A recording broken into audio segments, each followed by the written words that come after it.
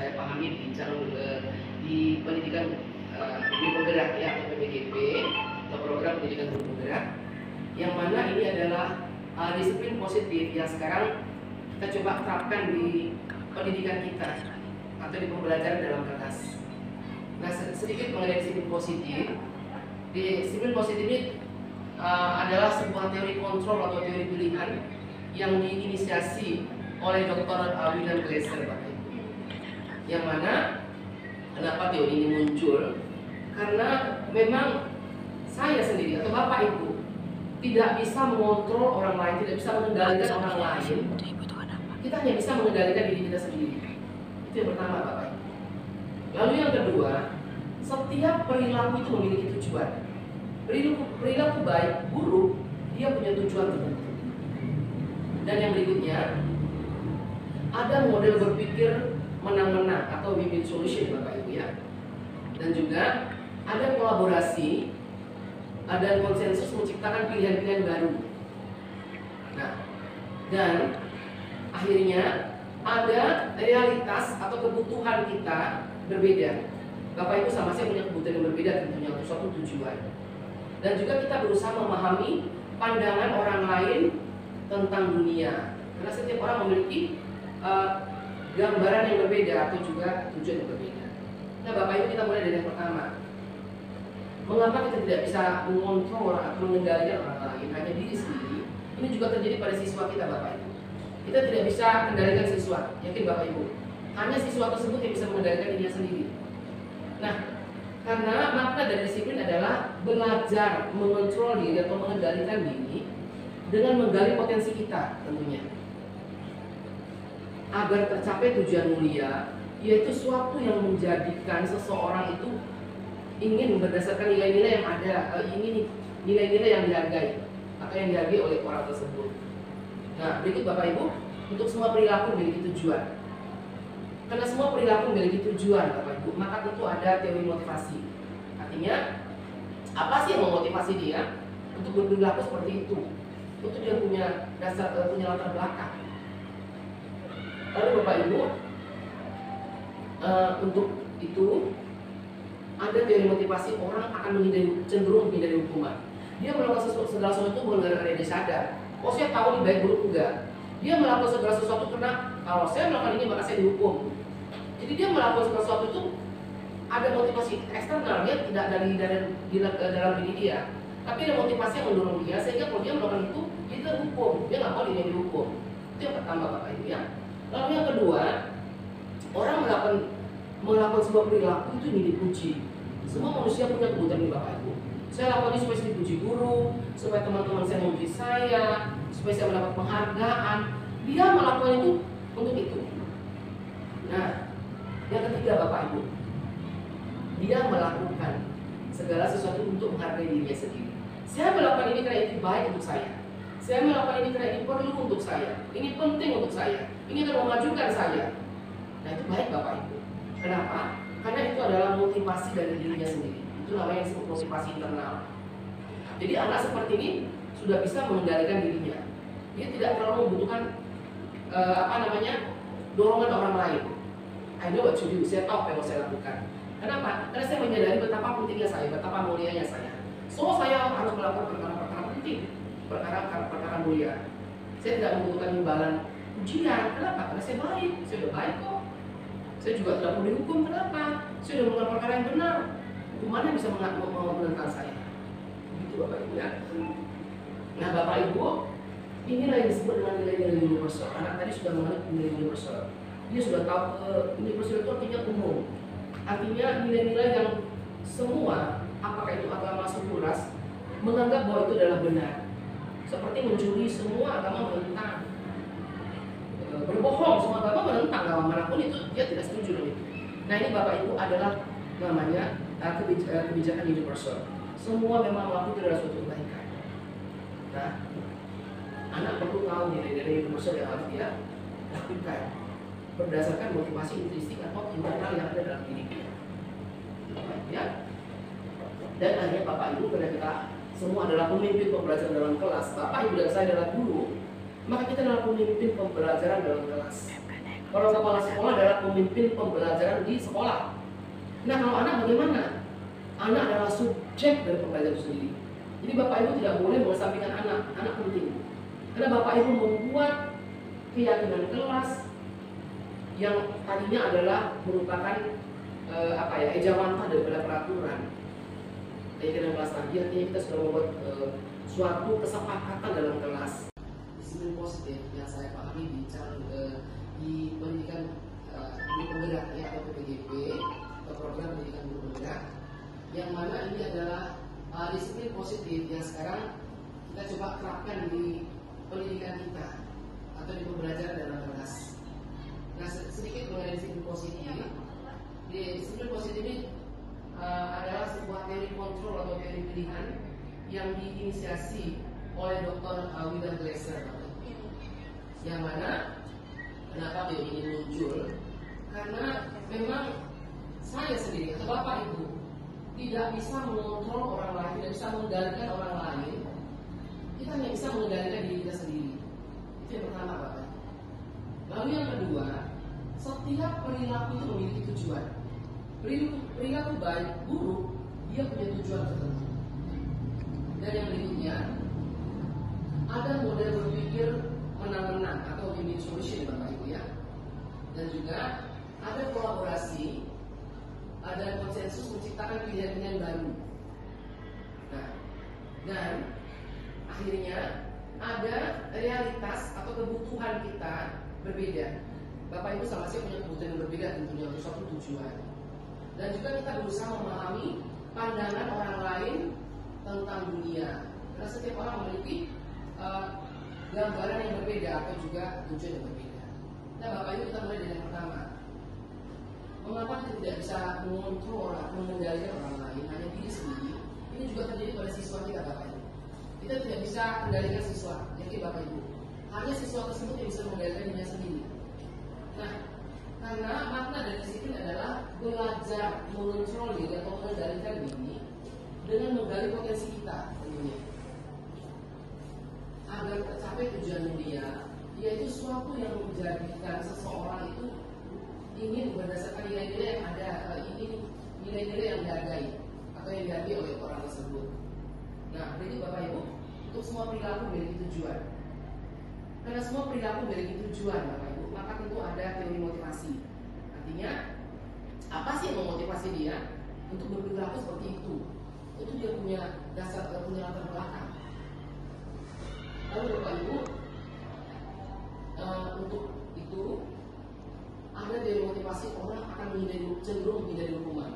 Dia melakukan segala sesuatu bukan karena dia disadar. Oh, saya tahu dari dulu enggak. Dia melakukan segala sesuatu karena kalau saya melakukan ini maka saya dihukum. Jadi dia melakukan segala sesuatu itu ada motivasi eksternal, dia tidak ada guru tentunya sebagai penghukum.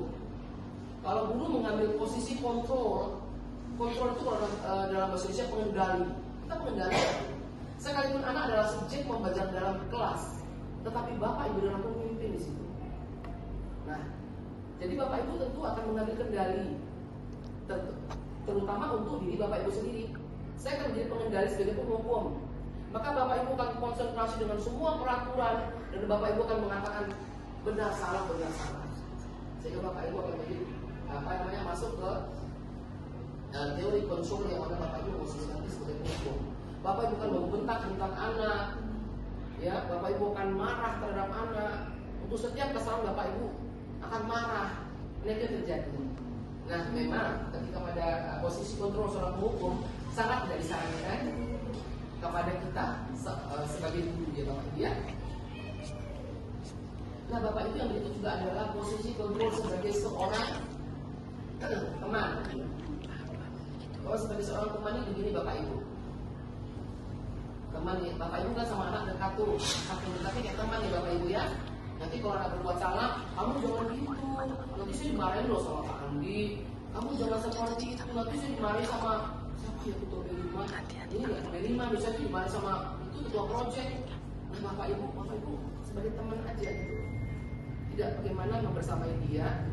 Artinya Bapak Ibu sama dengan siswa tadi itu mungkin perlu Bapak Ibu, tapi siswa tadi tentu tidak bisa mengendalikan ketika dia mematuhi Bapak Ibu. Dia hanya berpikir kasihannya sama gurunya. kasihan guru. Tapi kalau saya bandel-bandel, nanti dia dipanggil. Motivasinya seperti itu. Nanti kalau saya cabut, kamu jangan cabut, tolong please. Nanti ibu dipanggil nih sama kepala sekolah, nanti ibu diproses. Masa kamu gak kasihan sama ibu? Mungkin tanpa sadar sebagian dari kita mengambil posisi kontrol sebagai seorang pemain. Ya, ada lagi Bapak Ibu, posisi kontrol sebagai seorang pemantau. Nah, ini bisa disarankan ya Bapak Ibu ya, karena Bapak Ibu adalah pemimpin pembelajaran, jadi bisa saja Bapak Ibu memantau mereka. Nah, kalau memantau Bapak Ibu, tadi kita sudah sepakat Bapak Ibu, kita akan bermain di keyakinan kelas. Artinya segala sesuatu yang kita yakini baik yang akan kita lakukan. Bukan karena kita ditekan, harus dihargai, bukan. Tetapi apa yang kita anggap baik, itu menjadi keyakinan kelas. Saya patuhi karena itu baik untuk saya. Nah, kalau begitu Bapak Ibu, kita masuk ke teori kontrol seorang pemantau. Nah, kalau pemantau begini Bapak Ibu, oke, kamu kemarin apa yang kamu lakukan? Saya nyontek Bu. Nah, kamu tahu konsekuensinya apa kan? Ya apa? Ya apa? Kamu tahu? Coba lihat peraturan. Dia akan kembali juga ke lingkungan. Konsekuensinya apa sih? Apa sih konsekuensi saya? Apa sih ganjaran pada saya ketika saya melakukan ini? Itu pemantau Bapak. Meskipun pemantau itu naik beberapa tingkat dibanding penghukum. Dia nggak menghukum. Dia nggak mau kemana. Oke, kamu lari 15 kali nggak seperti itu. Kamu tahu konsekuensinya. Kamu salah. Anak sendiri akan menyampaikan konsekuensinya. Oke. Nah, konsekuensinya ini loh. Saya harus ini Bu, saya harus ya, that's it. Betul. Kamu bisa melakukannya? Nah, itulah Bapak Ibu. Ketika guru mengambil posisi kontrol sebagai seorang pemantau. Nah, sekarang posisi kontrol sebagai manajer ini yang ideal. Ini sangat ideal. Manajer itu Bapak Ibu adalah seorang leader. Ya. Nah, kalau leader itu yang saya pahami atau barangkali yang dipahami oleh William Glasser ya Bapak Ibu, adalah orang yang memberdayakan orang yang ada di belakangnya, kalau ada yang memimpinnya. Dia nggak menang sendiri. Ketika seorang leader dia nggak berhasil, kenapa? Karena anggotanya berhasil. Itu namanya leader. Itu juga begitu Bapak Ibu terhadap siswa. Kalau siswa nggak berhasil, jangan Bapak Ibu berpikir kita berhasil. Kita orang yang mungkin nggak berhasil. Nah, jadi manajer seperti itu. Kenapa anak ini seperti itu? Dia akan ambil dan melakukan segala restitusi. Bapak ya. Nah, ini Bapak Ibu.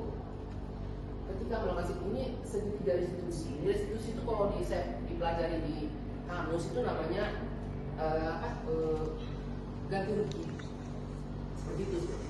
Nah, jadi kalau orang bersalah dia akan mengganti dengan sesuatu. Tetapi kita akan mencoba anak tadi datang dengan motivasi internal. Itu yang akan dilakukan oleh seorang manajer atau posisi seorang manajer. Dia akan memanggil anak tadi. Pertama jawabannya apa? Pertama dia akan menstabilkan keadaan dulu. Oke, apa yang terjadi nak? Ini saya kawan apa? Kawan dulu nyontek Bu, ada stabilkan. Baru dia kan memvalidasi kesalahan kamu di mana sih? Nah, saya nyontek Bu. Kenapa? Apa aja? Akan ditulis. Sampai dia akan masuk ke keyakinan, menanyakan keyakinan. Ya, kamu kan udah bikin keyakinan kemarin tuh. Udah. Apa yang kamu yakini baik kan? Ya nggak boleh nyontek lah Bu. Enggak, bukan nyontek. Ya Bu. Nah sekarang ini, Bapak Ibu kita nggak boleh anak yang sudah terjadi di selang-seling nggak usah apa ya. Apa yang bisa kamu lakukan untuk memperbaiki kesalahan kamu? Apa coba? Anak akan bertanggung. Saya harusnya nggak nyontek. Harusnya kamu belajar, tapi saya nggak ngerti pelajaran saya ini Bu. Mem, payah. Nah kalau payah kamu apa yang kamu lakukan? Kerja sama teman barangkali. Siapa teman yang kamu nggak bisa? Sampai anak itu menjauh terus Bapak Ibu. Ini nggak berbiara. Oke, bisa bicara sama dia. Nah, guru bagaimana? Saya lebih dekat sama ibu hati-hati. Oh, boleh? Kamu bicara sama dia? Sebulan ya. Kalau itu dari saya akan menjembatani. Tetap kita ambil andil Bapak Ibu. Tetap anak itu diberdayakan sehingga dia mau ngasih ibu tentunya sebagai penghukum. Kalau guru mengambil posisi kontrol itu dalam bahasa Indonesia pengendali. Kita pengendali. Sekalipun anak adalah subjek pembelajaran dalam kelas, tetapi Bapak Ibu adalah pemimpin di situ. Nah, jadi Bapak Ibu tentu akan mengambil kendali, terutama untuk diri Bapak Ibu sendiri. Saya akan menjadi pengendali sebagai penghukum. Maka Bapak Ibu akan konsentrasi dengan semua peraturan dan Bapak Ibu akan mengatakan benar salah. Sehingga Bapak Ibu akan menjadi masuk ke teori kontrol yang mana Bapak Ibu posisi nanti sebagai penghukum. Bapak Ibu akan membentak tentang anak, ya. Bapak Ibu akan marah terhadap anak. Untuk setiap kesalahan Bapak Ibu akan marah. Ini yang terjadi. Nah, memang ketika pada posisi kontrol seorang penghukum sangat tidak disarankan kepada kita sebagai guru, ya Bapak Ibu, ya. Nah, Bapak Ibu, yang berikut juga adalah posisi kontrol sebagai seorang teman. Kalau sebagai seorang teman ini begini Bapak Ibu. Teman ya, Bapak Ibu kan sama anak dekat tuh, tapi kayak teman ya Bapak Ibu, ya. Nanti kalau anak berbuat salah, kamu jangan gitu. Nanti saya dimarahin loh sama Pak Andi. Kamu jangan seperti itu. Nanti saya dimarahin sama siapa ya, ketua B5. Ini nggak B5, misalnya dimarahin sama itu ketua project. Nah Bapak Ibu sebagai teman aja gitu. Tidak bagaimana membersamai dia. Artinya Bapak Ibu sama dengan siswa tadi itu mungkin perlu Bapak Ibu. Tapi siswa tadi tentu tidak bisa mengendalikan ketika dia memaki Bapak Ibu. Dia hanya berpikir kasihannya sama gurunya. Kasihan guru. Tapi kalau saya bandel-bandel, nanti dia dituduh Andi. Motivasinya seperti itu. Nanti kalau saya cabut, kamu jangan cabut dulu, tolong dong please. Nanti ibu dipanggil nih sama kepala sekolah, nanti ibu diproses. Masa kamu gak kasihan sama ibu? Mungkin tanpa sadar sebenarnya dari kita mengambil posisi kontrol sebagai seorang teman. Ya, ada lagi Bapak Ibu. Posisi kontrol sebagai seorang pemantau. Nah, ini bisa disarankan ya Bapak Ibu, ya. Karena Bapak Ibu adalah pemimpin pembelajaran, jadi bisa saja Bapak Ibu memantau mereka. Nah, kalau memantau Bapak Ibu, tadi kita sudah sepakat Bapak Ibu kita akan bermain di keyakinan kelas. Artinya segala sesuatu yang kita yakini baik yang akan kita lakukan. Bukan karena kita ditekan, harus dihargai, bukan. Tetapi apa yang kita anggap baik, itu menjadi keyakinan kelas. Saya patuhi karena itu baik untuk saya. Nah, kalau begitu Bapak Ibu, kita masuk ke teori kontrol seorang pemantau. Nah, kalau pemantau begini Bapak Ibu, oke, kamu kemarin apa yang kamu lakukan? Saya nyontek Bu. Nah, kamu tahu konsekuensinya apa kan? Ya apa? Ya apa? Kamu tahu? Coba lihat peraturan. Dia akan kembali juga ke lingkungan. Konsekuensinya apa sih? Apa sih konsekuensi saya? Apa sih ganjaran pada saya ketika saya melakukan ini? Itu pemantau Bapak Ibu. Meskipun pemantau itu naik beberapa tingkat dibanding penghukum. Dia nggak menghukum. Dia nggak mau kemana. Oke, kamu lari 15 kali nggak seperti itu. Kamu tahu konsekuensinya. Kamu tahu deh. Anak sendiri akan menyampaikan konsekuensinya. Oke. Nah, konsekuensinya ini loh. Saya harus ini Bu. Ya, that's it. Betul. Kamu bisa melakukannya? Bisa. Nah, itulah Bapak Ibu. Ketika guru mengambil posisi kontrol sebagai seorang pemantau. Nah, sekarang posisi kontrol sebagai manajer ini yang ideal. Ini sangat ideal. Manajer itu Bapak Ibu adalah seorang leader. Ya. Nah, kalau leader itu yang saya pahami atau barangkali yang dipahami oleh William Glasser ya Bapak Ibu, adalah orang yang memberdayakan orang yang ada di belakangnya atau ada yang memimpinnya. Dia nggak menang sendiri. Ketika seorang leader dia nggak berhasil, kenapa? Karena anggotanya berhasil. Itu namanya leader. Kita juga begitu Bapak Ibu terhadap siswa. Kalau siswa nggak berhasil, jangan Bapak Ibu berpikir kita berhasil. Kita orang yang berpikir nggak berhasil. Nah, jadi manajer seperti itu. Kenapa anak ini seperti itu? Dia akan ambil dan melakukan segitiga restitusi. Bapak ya. Nah, ini Bapak Ibu. Ketika melakukan ini segitiga restitusi. Restitusi itu kalau dipelajari di kamus itu namanya ganti rugi. Seperti itu. Nah, jadi kalau orang bersalah dia akan mengganti dengan sesuatu. Tetapi kita akan mencoba anak tadi datang dengan motivasi internal. Itu yang akan dilakukan oleh seorang manajer atau posisi seorang manajer. Dia akan memanggil anak tadi. Pertama jawabannya apa? Pertama dia akan menstabilkan keadaan dulu. Oke, apa yang terjadi nak? Ini saya apa? Kamu dulu nanti Bu, baru dia kan memvalidasi kesalahan. Kesalahan kamu di mana sih? Nah, saya nyontek Bu. Kenapa? Nggak baca. Sampai dia akan masuk ke keyakinan. menanyakan keyakinan. Ya, kamu kan lebih keyakinan kemarin tuh. Udah. Apa yang kamu yakini baik kan? Yang nggak boleh nyontek lah bu. Udah. Bukan nyontek. Ya bu. Nah sekarang ini, bapak ibu kita nggak boleh anak yang sudah terjadi di sela-sela nggak usah tahu ya.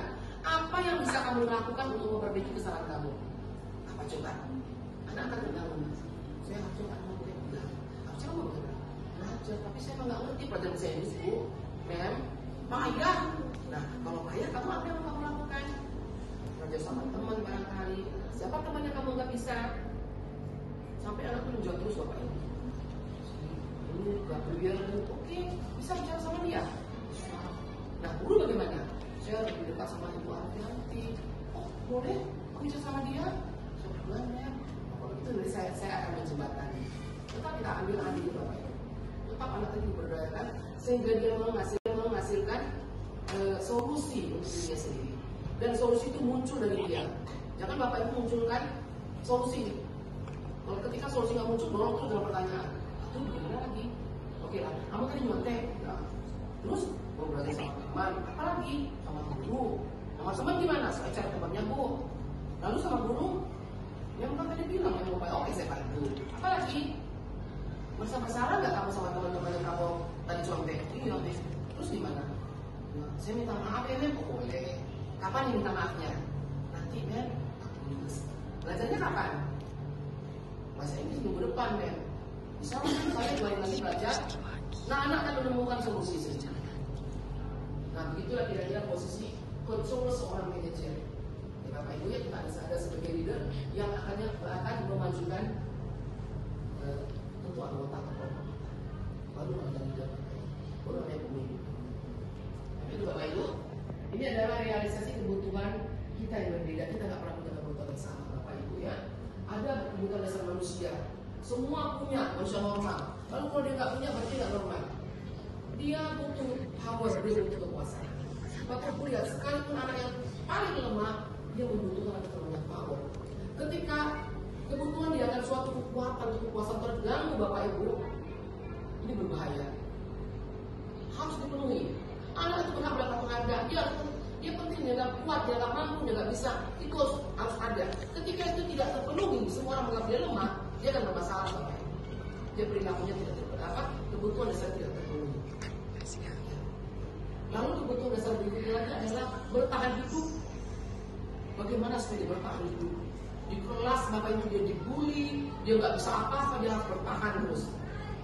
Bapak bayangkan itu kebutuhan dasar itu kadang-kadang tidak terpenuhi.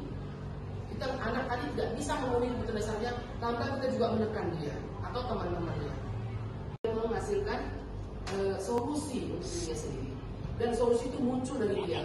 Jangan Bapak Ibu munculkan solusi. Kalau ketika solusi nggak muncul, dorong terus dengan pertanyaan. Itu gimana lagi? Oke lah, kamu tadi nyontek. Nah, terus mau belajar sama teman, apalagi sama guru. Sama teman gimana? Saya cari temannya bu. Lalu sama guru, yang tadi bilang yang mau bayar, oke saya bantu. Apalagi merasa bersalah nggak kamu sama teman-teman yang kamu tadi contek? Iya, terus gimana?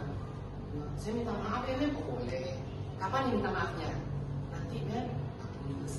Belajarnya kapan? Bahasa Inggris minggu depan men. Bisa mungkin saya 2 hari lagi belajar. Nah anak akan menemukan solusi saja. Nah begitulah kira-kira posisi control seorang manajer. Ya, Bapak Ibu ya kita ada sebagai leader yang akan memajukan tentu anggota kelompok. Baru ada leader, baru ada pemimpin. Itu Bapak Ibu, ini adalah realisasi kebutuhan kita yang berbeda. Kita nggak pernah punya kebutuhan yang sama Bapak Ibu ya. Ada kebutuhan dasar manusia. Semua punya manusia normal. Lalu kalau dia nggak punya berarti nggak normal.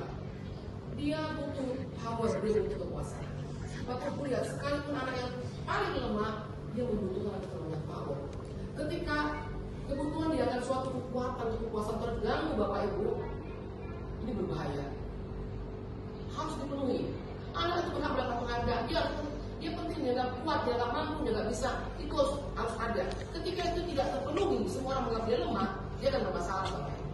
Dia perilakunya tidak terdapat, kebutuhan dasar tidak terpenuhi. Lalu kebutuhan dasar berikutnya lagi adalah bertahan hidup. Bagaimana supaya dia bertahan hidup? Di kelas Bapak Ibu dia dibully, dia nggak bisa apa-apa, dia harus bertahan terus. Bapak Ibu bayangkan itu kebutuhan dasar kita datang tidak terpenuhi. Kita anak tadi tidak bisa memenuhi kebutuhan dasarnya, tanpa kita juga menekan dia atau teman-temannya.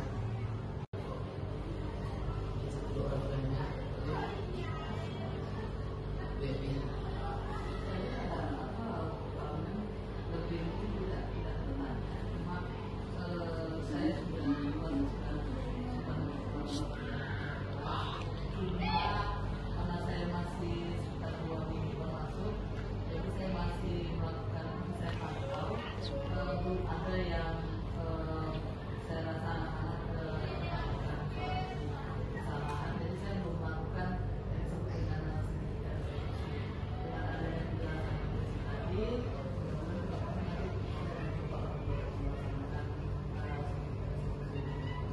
Baik, terima kasih ya Bu Evi ya.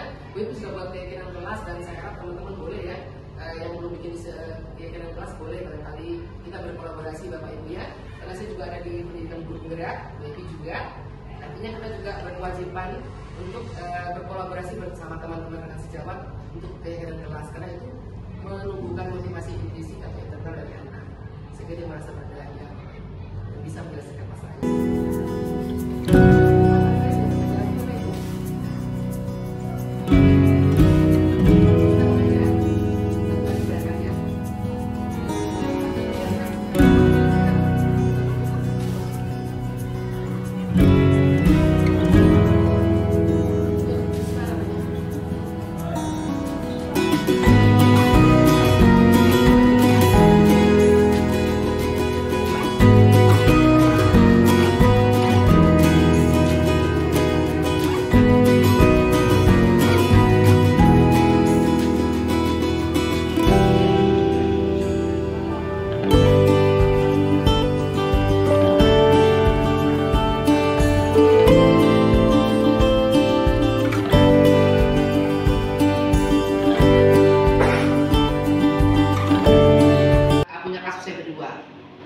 Yaitu kelas 93, yang mana satu orang anak bernama Andika memang sepertinya tidak menguasai pelajaran bahasa Inggris, sepertinya tidak mempunyai kemampuan yang sama dengan rekan-rekan sekelasnya. Nah, Andika mencoba mencoba menyontek temannya, meniru temannya tanpa seizin teman-temannya. Nah, terjadi keriuhan yang mana rekan-rekan menjadi tidak nyaman dan mereka melaporkan Andika karena Andika sudah meniru hasil kerja mereka persis sama dengan yang mereka lakukan. Nah, Bapak Ibu, saya memanggil Andika, saya melakukan segitiga restitusi, saya memanggil anak tersebut ke majelis guru.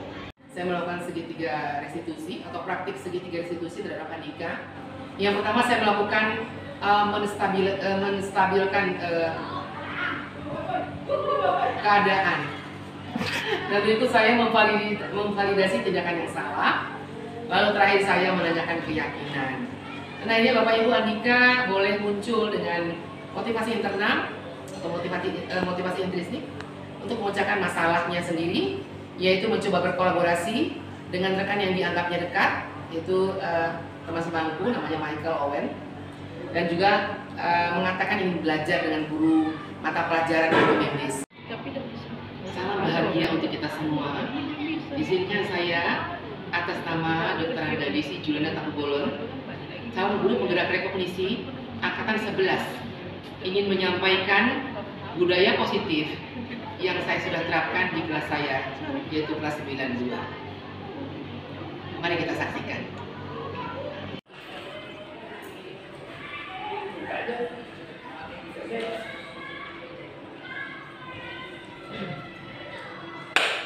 Andika, kamu kok nggak mengerjakan apa-apa? Saya tidak mengerti tentang bahasa Inggris. Kamu nggak usah malu bertanya. Kenapa segan? Apa yang ingin lakukan Andika? Alah, bilang aja mau nyontek. Udah sana. Kamu ngapain Andika? Mau nyontek ya? Alah, aku mau nyontek.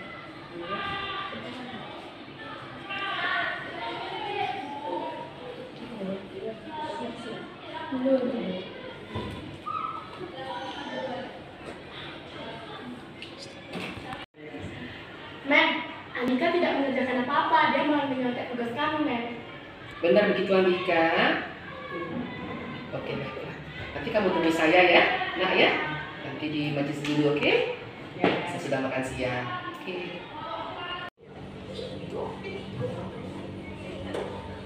Apa kabar Dika? Duduk anak. Duduk ya. Ini saya senang nih Dika udah datang ke sini ya. Dika, mau kamu menceritakan apa yang terjadi ketika pembelajaran bahasa Inggris? Saya tidak mengerjakan tugas bahasa Inggris. Oh begitu. Lalu mengapa kamu melakukannya? Saya mau bertanya, Mem, karena teman-teman saya sudah memahaminya. Dan kamu belum memahaminya. Lalu apa yang mau kamu lakukan, nak? Supaya kamu bisa memperbaiki kemampuan kamu dalam bahasa Inggris. Bertanya sama guru barangkali ya. Terus? Bentar. Kepada teman-teman kamu ya? Apakah mereka waktu itu marah? Nah sekarang saya mau tanya Dika ya, siapa kira-kira teman kamu yang bisa bekerja sama kamu dalam pembelajaran bahasa Inggris, yang bisa bantu kamu belajar?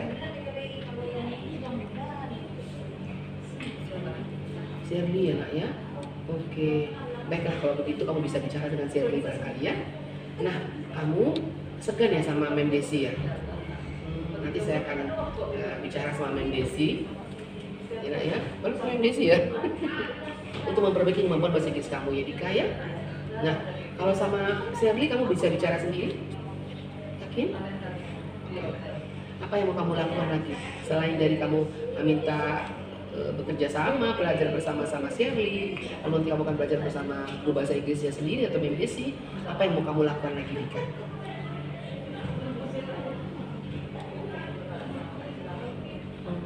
Minta maaf. Oke, kamu akan minta maaf ya?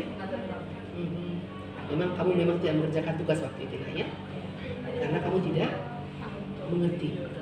Oke, kamu tidak ada niat sebenarnya untuk mengganggu mereka ya? Nah Dika, kalau kamu sudah mengerti, nanti kamu bisa bekerja sendiri ya nak ya? Tidak perlu nyontek kiri kanan ya? Nah dengan catatan kamu mau belajar bersama Mem dan juga sama Shirley. Dika, mau nggak kamu tidak mengulangi lagi kesalahan kamu? Oke? Oke. Ada yang mau disampaikan lagi Dika? Nggak ada ya? Oke, kalau begitu kamu boleh kembali ke kelas Dika ya, untuk belajar bersama teman-teman semua ya. Dan saya harap kamu juga bisa bertemu dengan teman-teman kamu seperti biasanya lagi. Ya, oke Dika ya. Thank you. Baik Ibu, ketika saya masuk ke kelas saya, kelas 92 waktu pelajaran bahasa Inggris, saya menemukan sebuah kasus Ibu ya, yang mana saya memang menerapkan sesuai kajian kelas bahwa anak-anak harus membawa kamus sebagaimana yang sudah disepakati untuk mereka boleh melihat vocabulary dalam bahasa Inggris. Nah, pada suatu minggu lalu Bapak Ibu, seorang anak lupa membawa kamus dan dia memaksa rekan-rekannya untuk meminjamkan kamus. Nah, rekan-rekannya keberatan, lalu terjadilah tarik-menarik kamus dan kamus itu robek Bapak Ibu. Nah, jadi rekannya yang bernama Fiona, salah satu murid 92, melapor pada saya bahwa kamusnya robek. Dia mengatakan keberatannya. Akhirnya saya menanya siapa yang melakukannya. Ternyata itu dilakukan oleh seorang anak laki-laki bernama Gabriel. Lalu saya memanggil anak tersebut ke majelis guru dan saya melakukan restitusi, segitiga restitusi untuk anak tersebut. Demikian Bapak Ibu, kita saksikan. Baiklah Ibu-Ibu, saya ingin berbagi praktik baik atas segitiga restitusi yang saya sudah terapkan di kelas saya pada pembelajaran bahasa Inggris kelas 92.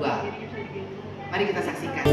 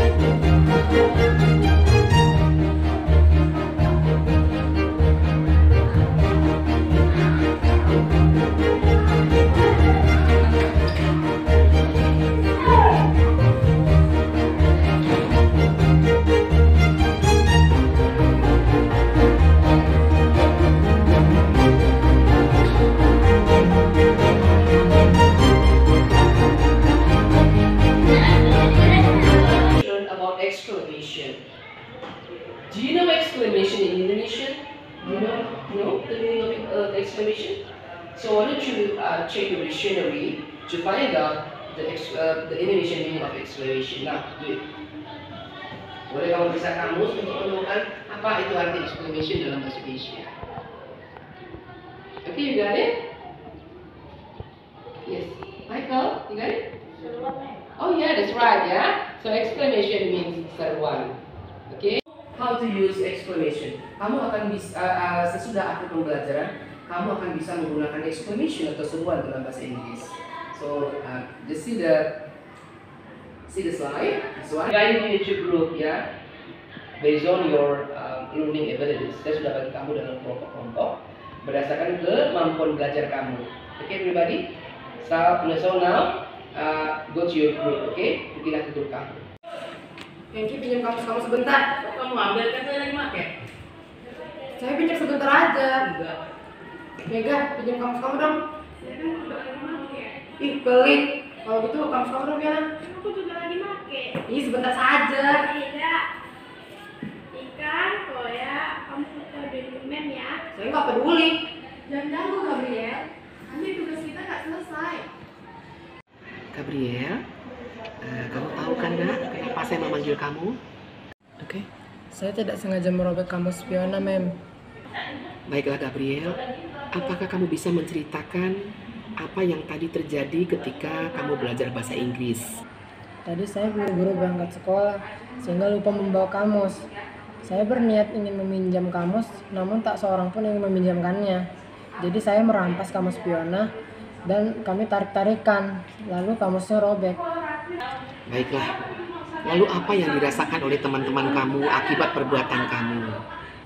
Mereka kecewa dan marah pada saya, Mem, karena saya telah mengganggu ketertiban kelas. Sekarang, apa yang bisa kamu lakukan untuk memperbaiki kesalahan kamu? Sesuai dengan kesepakatan kelas yang telah kamu sepakati bersama dengan teman-teman kamu. Saya akan meminta maaf pada Fiona karena tak sengaja merobek kamusnya, dan teman-teman lain yang saya paksa meminjamkannya, Mem. Itu baik sekali. Apakah yang ingin kamu sampaikan lagi untuk memperbaiki masalah ini, Nak? Saya punya kamus seperti Fiona, hanya saja saya lupa membawanya kemarin ketika belajar bahasa Inggris. Saya akan menukarkan kamus saya yang masih utuh dengan kamus yang tidak sengaja saya robek, Mem. Baiklah, Gabriel. Itu solusi yang baik sekali. Saya yakin kamu bisa melakukannya. Baiklah, Gabriel. Kamu boleh kembali ke kelas kamu, Nak, dengan perasaan nyaman. Ya, Mem, saya izin ingin kembali ke kelas. Oke. Permisi, Oke. Mem. Oke. Baiklah, Gabriel. Tadi kita sudah melakukan segitiga restitusi, yang mana kamu sudah tahu bahwa kamu melakukan kesalahan, kamu menyadari kesalahan kamu, dan kamu juga tahu apa yang akan kamu lakukan untuk memulihkan keadaan yang telah terganggu oleh karena perbuatan kamu, ya, Nak, ya. Nah, sekarang boleh kamu ungkapkan perasaan kamu sesudah melewati semua ini. Oke, silakan, Gabriel. Perasaan saya lebih lega dan tenang, Mem. Saya menyadari bahwa yang saya lakukan itu salah. Kedepannya, saya akan lebih baik lagi dan menghormati teman sekelas. Baiklah, Gabriel. Saya senang sekali kamu boleh menyadari kesalahan kamu. Kamu boleh memperbaiki keadaannya atas apa yang telah kamu lakukan, atas apa yang pelanggaran yang kamu lakukan. Dan saya juga senang kamu kedepannya tahu apa yang akan kamu lakukan dan tindakan-tindakan yang benar atau yang tindakan-tindakan benar yang akan kamu lakukan dan tindakan-tindakan salah yang akan kamu hindari. Sukses untuk kamu, ya, Nak, ya. Terima kasih.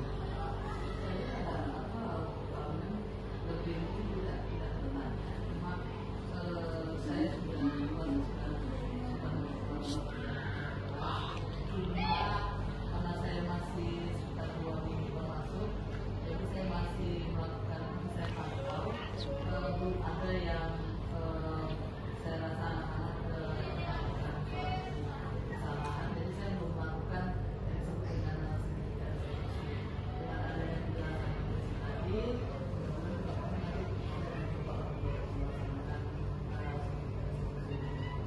Baik, terima kasih ya Bu Evi ya. Bu Evi sudah buat keyakinan kelas dan saya harap teman-teman boleh ya yang belum bikin keyakinan kelas boleh barangkali kita berkolaborasi Bapak Ibu ya. Karena saya juga ada di pendidikan guru penggerak, Bu Evi juga. Artinya kita juga berkewajiban untuk berkolaborasi bersama teman-teman rekan sejawat untuk keyakinan kelas karena itu menumbuhkan motivasi intrinsik atau internal dari anak sehingga dia merasa berdaya dan bisa menyelesaikan masalahnya sendiri. Tapi kalau barangkali ada pertanyaan lagi Bapak Ibu? Ini sama nanya, satu lagi barangkali ya. Sebentar, Gabriel, nak, sebentar, kamu tulis sini nak. Kita berkumpul terus. Yuk, Puspa namanya. Asal apa nanya? Tadi mana ya? Oh ini, kayak gitu. Ini, nanti agak sini nanya. Kita sini ada mau untuk. Tadi mana ya? Sekolah sana.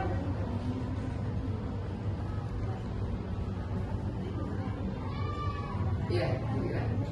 Saya kan sebagai wanita yang kesepakatan kelas hubungan yang mengenai tiket. Jadi saya kan baru pergantian anaknya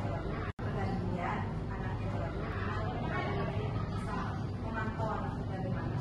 Ternyata ada salah satu yang tiket padahal dalam kesepakatan kelas perjanjiannya tiket itu siapa yang tidak tiket dia terjawab.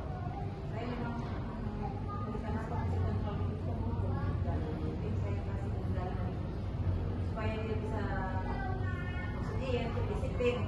Tapi ternyata setelah 2 kali minggu dia tidak tiket, tidak ada kesadaran dia untuk membayar.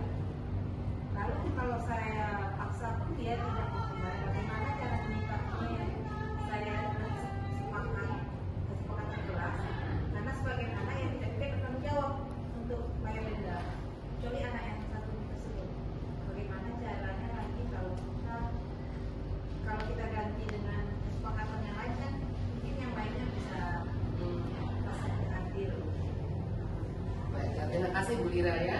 Nah Bu Lira, memang kesepakatan kelas itu kita buat di mana semua orang sanggup menyepakatinya, sehingga tidak ada yang tidak sanggup gitu loh.